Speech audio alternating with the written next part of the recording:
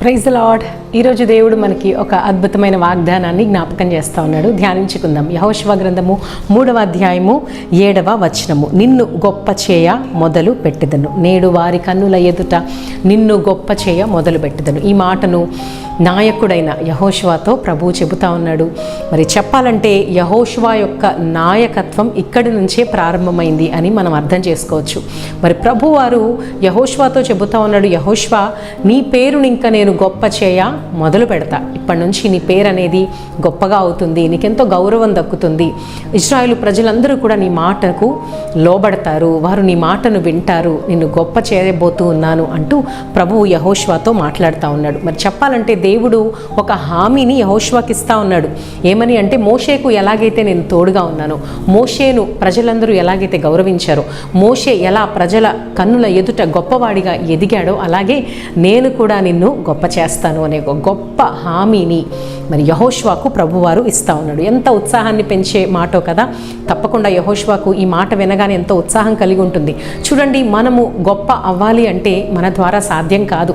యెహోషువ అనుకొని ఉండొచ్చు, నేను గొప్ప అవ్వాలి అంటే ఇది ఎలా సాధ్యం, నేను ప్రజలందరూ నా మాట వినాలి అంటే, లేదా నన్ను గౌరవించాలి అంటే ఎలా సాధ్యమవుతుంది అని ఆలోచించి ఉండవచ్చు. చూడండి, గౌరవమైన గొప్పతనమైన మన ద్వారా మనం పొందుకోలేము, కానీ దేవుడే అది మనకి ఇవ్వాలి. ఉదాహరణకి మోషేనే చూస్తే, మోషేలో ఎంతో గొప్ప శక్తిని దేవుడు నింపాడు. ఎన్ని సూచక క్రియలు మోషే ద్వారా దేవుడు జరిగించాడు.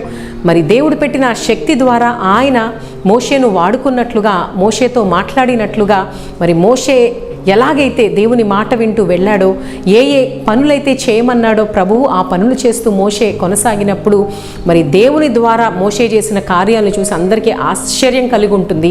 అందుకే వారందరూ కూడా మోషేని ఎంతగానో గౌరవించారు. మోషే ఎడల, దేవునితో పాటు మోషే ఎడల కూడా వారందరూ భయాన్ని కలిగి ఉన్నారు. అలాగే యెహోషువను కూడా దేవుడు గొప్ప చేస్తాను అని మాట్లాడుతూ ఉన్నాడు. ఆయన అంటున్నాడు, నేను కూడా మోషేలో ఉంచిన శక్తిని నీలో ఉంచుతాను, నిన్ను కూడా నింపుతాను, నీ ద్వారా కూడా గొప్ప కార్యాలు చేస్తాను, నేను నీలో గొప్ప సామర్థ్యాన్ని పెడతాను, నాయకత్వపు లక్షణాలు పెడతాను అంటూ యెహోషువను కూడా ధైర్యపరచి ప్రోత్సహిస్తూ హామీ పరుస్తూ ఇస్తున్న ఈ మాట, నేను నిన్ను గొప్ప చేయ మొదలు పెట్టెదను అని.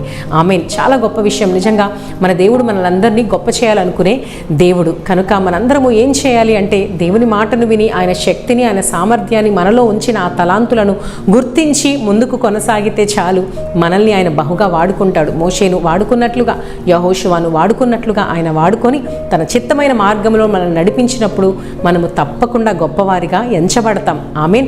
తప్పకుండా మనల్ని ఎంతోమంది గౌరవిస్తారు. మనం చేయవలసింది ఏమీ లేదు, దేవుని మాట వింటే చాలు. మొదటి నుంచి యెహోషువ కూడా ఎంతో విశ్వాసముతో నడుచుకున్నాడు. మోషే క్రింద ఉంటూ, మోషే చెప్పిన మాట వింటూ, ఆ దైవజనుని అడుగుజాడల్లో నడుస్తూ ముందుకు వెళ్ళాడు. గొప్ప విశ్వాసము కలిగిన వ్యక్తిగా యెహోషువను దేవుడు గమనిస్తూ వచ్చాడు. తద్వారా మోషే తరువాత ఆ నాయకత్వాన్ని యెహోషువకు దేవుడు అప్పగించి గొప్ప చేయ మొదలుపెట్టాడు. సహోదరుడా, సహోదరి, ఈరోజు నీ జీవితాన్ని కూడా దేవుడు గొప్ప చేయాలి అనుకుంటూ ఉన్నాడు. దానికి నువ్వు ఏమీ చేయక్కర్లేదు, కానీ దేవుని మాటను విను. ఆయన నీలో పెట్టిన ప్రతి శక్తిని, జ్ఞానాన్ని, సామర్థ్యాన్ని గుర్తించి దేవుడు చెప్పినట్లుగా ముందుకు కొనసాగు. గొప్ప జీవితాన్ని, మంచి పేరును, గౌరవాన్ని దేవుడు నీకు అనుగ్రహించెను గాక. God bless you.